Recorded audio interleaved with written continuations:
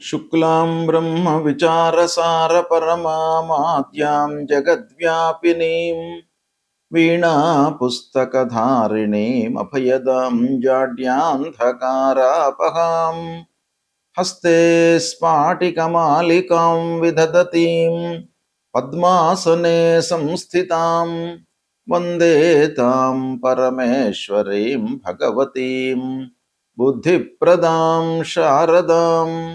శ్రీ మహాగణాధిపతయే నమః. శ్రీ మహాసరస్వత్యై నమః. శ్రీ గురుభ్యో నమః. మే నెలలో గోచార ఫలితాలు ఎలా ఉన్నాయో తెలుసుకుందాం. మే మాసంలో ఉన్నటువంటి గ్రహస్థితిని ప్రధానంగా మనం చూసినట్టయితే సూర్య భగవానుడు 15వ తారీఖు వరకు మేషరాశిలో సంచరిస్తున్నాడు. తదనంతరం వృషభ రాశిలోకి ప్రవేశించి మాసాంతం వరకు కూడాను వృషభ రాశిలో ఉంటున్నాడు. కుజుడు 12వ తారీఖు వరకు మీనంలో సంచరిస్తున్నాడు. 12 నుండి మాసాంతం వరకు మేషరాశిలో సంచరిస్తున్నాడు. బుధుడు 1వ తారీఖు నుండి మేషంలో సంచరిస్తున్నాడు. 15వ తారీఖు వరకు ఉంటున్నాడు. 15వ తారీఖు నుండి వృషభ రాశిలోకి ప్రవేశిస్తున్నాడు. 29వ తారీఖు వరకు వృషభంలో ఉంటున్నాడు. 29 నుండి మాసాంతం మిథున రాశిలో ఉంటున్నాడు బుధుడు. గురువు మిథున రాశిలో సంచరిస్తున్నాడు. శుక్రుడు 14వ తారీఖు వరకు వృషభ రాశిలో సంచరిస్తూ 14వ తారీఖు నుండి మిథున రాశిలోకి ప్రవేశించి మాసాంతం కూడాను మిథున రాశిలో సంచరిస్తున్నాడు.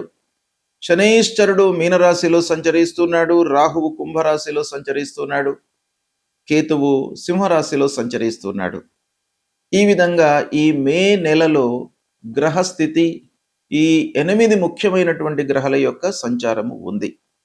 దీన్ని ప్రధానంగా చేసుకొని 12 రాసుల వారికి గోచార ఫలితాలు ఎలా ఉన్నాయో తెలుసుకుందాం. కర్కాటక రాశి జాతకులకు మే మాసంలో గోచార ఫలితాలు ఎలా ఉన్నాయో తెలుసుకుందాం. ఈ ముఖ్యమైనటువంటి 8 గ్రహాల యొక్క సంచారం మూలకంగా సాముదాయిక ఫలితాలపై మనస్సు నిలిపినట్టయితే కర్కాటక రాశి వారికి ఉద్యోగంలో కొంత ఒత్తిడి పెరిగేటువంటి అవకాశం కనబడుతుంది. కనుక ఉద్యోగస్తులు ముఖ్యంగా పనిని పోస్ట్పోన్ చేయకుండా ఎప్పటి పనిని అప్పుడే పూర్తి చేసి సంతృప్తిగా ఉండడానికై ప్రయత్నాలు చేయండి. ఇక వ్యాపారంలో ఉన్నటువంటి వాళ్లకు ప్రారంభించినటువంటి పనులలో కొంత ఆలస్యం గోచరిస్తుంది. కనుక దానికి సరిపడా ఎఫర్ట్స్ పెట్టి ముందుకు వెళ్ళే ప్రయత్నాలు చేయండి. ఇక ట్రేడింగ్ రంగంలో ఉన్నటువంటి వాళ్ళు అంటే ముఖ్యంగా క్రయ విక్రయాలు అమ్మడము కొనడము ఇలాంటి లావాదేవీలు ఇలాంటి వ్యవహారాలు చేస్తున్నటువంటి వాళ్లకు కొంత నష్టము వాటిల్లే అవకాశాలు ఉన్నాయి. కాబట్టి ట్రేడింగ్ చేస్తున్నటువంటి వాళ్ళు కొంత జాగ్రత్తలు తీసుకోండి. ఇకపోతే రియల్ ఎస్టేట్ రంగంలో ఉన్నటువంటి వ్యాపారస్తులకు కొంత కలిసి వస్తుంది, కొంత ఇబ్బంది ఉంది ఒక పక్కన. కాబట్టి ముఖ్యంగా జాగ్రత్తలు తీసుకోవాలి. డాక్యుమెంటేషన్ విషయం లోపల కానివ్వండి, నగదు ఇచ్చే సమయం లోపల కానివ్వండి, మీరు చాలా జాగ్రత్తలు తీసుకోండి.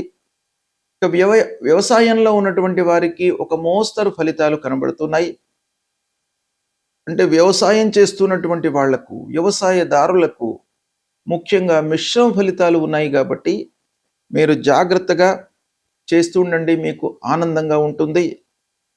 ఇకపోతే సాఫ్ట్వేర్ రంగంలో ఉన్నటువంటి వారికి, ఐటీ రంగంలో ఉన్నటువంటి వారికి, బ్యాంకింగ్ సెక్టార్లో ఉన్నటువంటి వాళ్లకు కొంత టెన్షన్తో కూడుకున్నటువంటి సమయం. అంటే వాళ్ళు చేస్తున్నటువంటి పనులు అనుకున్న సమయంలో పూర్తి కాకపోవడము, యాజమాన్యంతో విభేదాలు తలెత్తడము, తోటి ఉద్యోగస్తులతో లోపల కూడాను కొంత ఇబ్బందులు కనబడుతున్నాయి.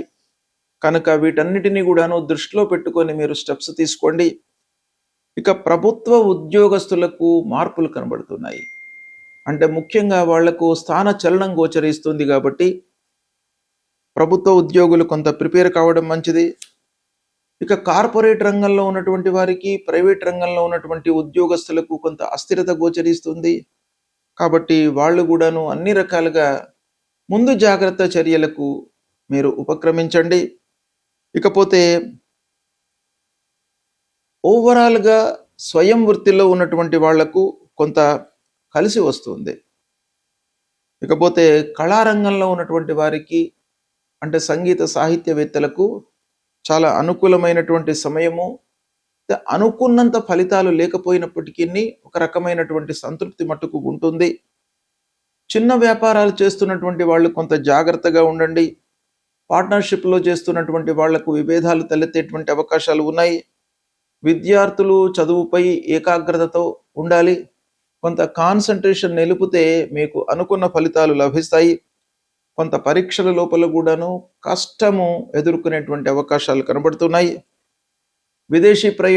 విదేశీ ఉన్నత విద్యకై ప్రయత్నాలు చేస్తున్నటువంటి వాళ్లకు కొంత ఆలస్యం గోచరిస్తుంది. ఆరోగ్యం విషయంలో జాగ్రత్తలు తీసుకోండి. ఇకపోతే ఇంటి లోపల కొంత టెన్షన్ వాతావరణం కనబడుతుంది.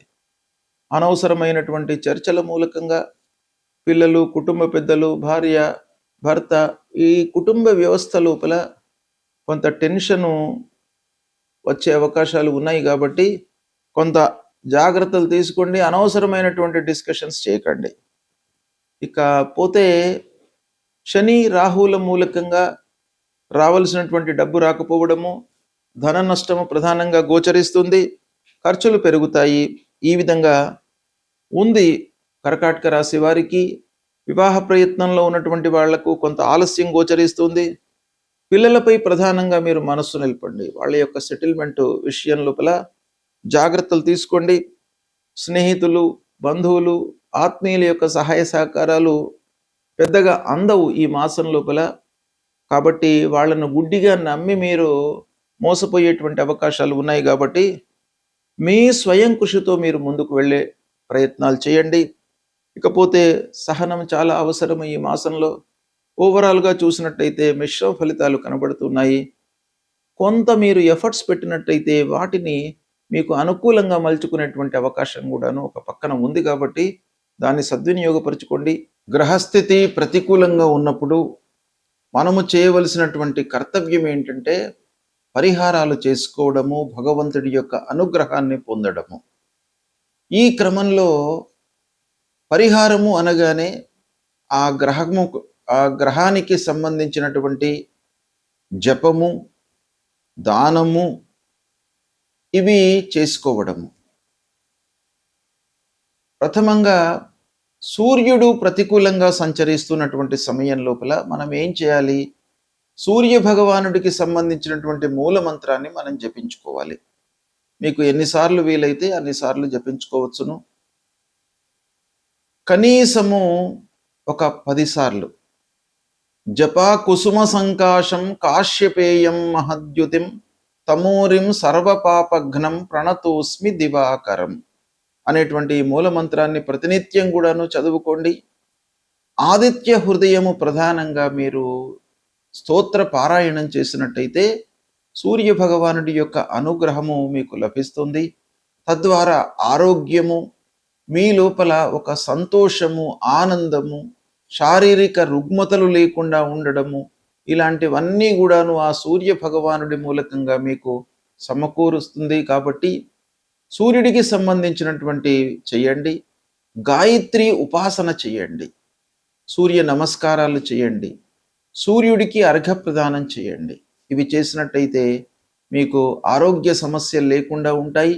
ఆరోగ్యమే మహాభాగ్యం. కాబట్టి సూర్యుడి యొక్క సంచారము మన పైన చాలా ప్రభావాన్ని చూపిస్తుంది. డైరెక్ట్గా మనకు ఆరోగ్యం పైన, ఆరోగ్యం ద్వారా మిగతావన్నీ కూడాను లింక్ అయి ఉంటాయి. కాబట్టి ప్రథమంగా ఆరోగ్యానికి ఉండడానికి సూర్య భగవాను మీరు సంతృప్తి కొరకై ఈ స్తోత్ర పారాయణం చేసుకోండి. అదేవిధంగా అంగారకుడు ప్రతికూలంగా ఉన్నప్పుడు, అంగారకుడు 3, 6, 11 స్థానాల లోపలనే మనకు అనుకూలమైనటువంటి ఫలితాలను ఇస్తాడు. కనుక అంగారకుడు ప్రతికూలంగా ఉండడానికే ఎక్కువ అవకాశాలు ఉంటాయి. కాబట్టి అంగారకుడిని ప్రీతి చేసుకోవడానికై, అంటే కుజగ్రహమును ప్రీతి చేసుకోవడానికై అధిష్టాన దేవత అయినటువంటి ఆ సుబ్రహ్మణ్య స్వామిని పూజించండి. సుబ్రహ్మణ్య స్వామిని పూజించడం మూలకంగా మీ లోపల కోపోద్రేకాలు, అసహనము ఇవి లేకుండా ఒక సమతుల్యతతో మీ మానసిక స్థితి ఉండేటట్టుగా ఆ భగవంతుడి యొక్క అనుగ్రహం కలుగుతుంది. కాబట్టి ఆ సుబ్రహ్మణ్య స్వామిని కొలవండి. ప్రతినిత్యం కూడాను ధరణీ గర్భ సంభూతం విద్యుత్ కాంచన సన్నిభం కుమారం శక్తిహస్తంచ మంగళం ప్రణమామ్యహం అనేటువంటి మూలమంత్రాన్ని ప్రతినిత్యం కూడాను చదువుకోండి. ఇక బుధుడు ప్రతికూలంగా ఉన్నప్పుడు, బుధుడు ముఖ్యంగా మనకు ఆలోచన, మన సమయస్ఫూర్తితో తీసుకునేటువంటి నిర్ణయాలపైన ప్రభావాన్ని చూపిస్తాడు, వ్యాపారం పైన ప్రభావాన్ని చూపిస్తాడు. కాబట్టి ఆ బుధుడి యొక్క అనుగ్రహం కావాలి. మంచి స్థితి లోపల మనకు ఒక ఉండడానికై ఆ బుధుడి యొక్క అనుగ్రహం కావాలి. కాబట్టి ఆ బుధుడికి సంబంధించినటువంటి అధిష్టాన దేవత విష్ణుమూర్తి ప్రతినిత్యం కూడాను ఆ శ్రీమన్నారాయణుణ్ణి మీరు స్తోత్రం చేయండి. విష్ణు సహస్రనామ పారాయణం చేసుకోండి. ఒకవేళ మీకు విష్ణు సహస్రనామ పారాయణం చేసుకోవడానికి సమయం లేనట్టయితే ఒక శ్లోకం అందులో నుండి వనమాలి గదీ శారంగి శంకీ చక్రీ చ నందకి శ్రీమాన్ నారాయణోర్ విష్ణు వాసుదేవోభిరక్షతు అనేటువంటి ఆ మూలమంత్రాన్ని ప్రతినిత్యం కూడాను చదువుకోండి. గురు భగవానుడు గురుగ్రహము ప్రతికూలంగా ఉన్నప్పుడు మనం ఏం చేయాలి? మూలమంత్రాన్ని ప్రతినిత్యం కూడాను చదువుకోండి. దేవానాంచ ఋషీణాంచ గురుంకాంచన సన్నిభం వందనీయం త్రిలోకానాం తం నమామి బృహస్పతిం అనేటువంటి మూలమంత్రాన్ని చదువుకోండి. సద్గురువులను సందర్శించుకోండి. మాతాపితృవులను సేవించండి. తద్వారా మీకు ఆ గురు భగవానుడి యొక్క అనుగ్రహం లభిస్తుంది.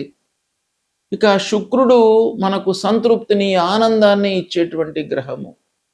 కాబట్టి శుక్రుడి ప్రీతికై మహాలక్ష్మి అమ్మవారిని మీరు పూజించండి.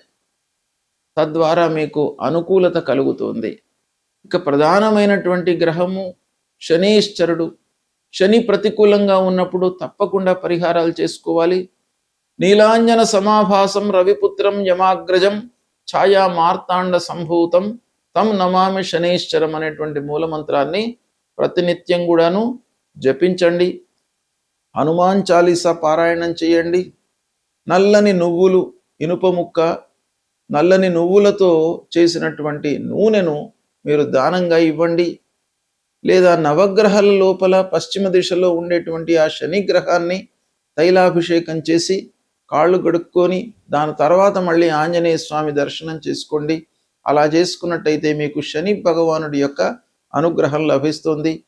ఇక రాహువు ప్రధానమైనటువంటి గ్రహము. మన లోపల భయభ్రాంతులను క్రియేట్ చేసేటువంటి గ్రహము. తెలియకుండా ఒక ఇల్యూషన్కు గురి చేసేటువంటి గ్రహము. కాబట్టి రాహు ప్రీత్యర్థమై అమ్మవారిని దర్శించుకోండి. దుర్గామాత యొక్క అనుగ్రహాన్ని పొందండి. అర్ధకాయం మహావీర్యం చంద్రాదిత్య విమర్దనం సింహికా గర్భ సంభూతం తం రాహుం ప్రణమామ్యహం అనేటువంటి మూలమంత్రాన్ని ప్రతినిత్యం కూడాను చదువుకోండి. ఇక కేతువు మన లోపల ఒక విరక్తిని క్రియేట్ చేసేటువంటి గ్రహం. కేతువు ప్రతికూలంగా ఉన్నప్పుడు మనకు ఆ విషయం పైన అశ్రద్ధను క్రియేట్ చేస్తాడు. శ్రద్ధ లేకుండా మనం పని చేసినట్టయితే సక్సెస్ రేట్ అనేటువంటిది తగ్గిపోతుంది సహజంగా. కాబట్టి ప్రతి విషయం లోపల కూడాను మనకు శ్రద్ధ భక్తులు సమకూర్చుకోవడానికి ఆ కేతువు యొక్క అనుగ్రహం కావాలి. కేతువు యొక్క అధిష్టాన దేవత గణపతిని మీరు పూజించండి. ఆ గణపతి మూలకంగా మనకు ఆటంకాలు లేకుండా ఉంటాయి. పనిపైన మనకు శ్రద్ధ కలుగుతుంది. ఆసక్తితో మనము పని చేస్తాము. అప్పుడు మనకు ఆ పని లోపల విజయం చేకూరేటువంటి అవకాశాలు ఉంటాయి.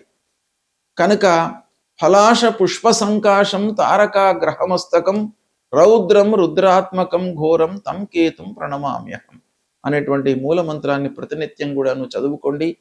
ఈ విధంగా నవగ్రహాలకు సంబంధించినటువంటి మూలమంత్రాలు, వాటికి సంబంధించినటువంటి స్తోత్ర పారాయణాలు, అధిష్టాన దేవతలను పూజించడము, దైవ దర్శనం చేసుకోవడము, దేవాలయానికి వెళ్ళడము, ఇవన్నీ కూడాను చేసినట్టయితే తప్పకుండా భగవంతుడి యొక్క అనుగ్రహం మీకు లభిస్తుంది.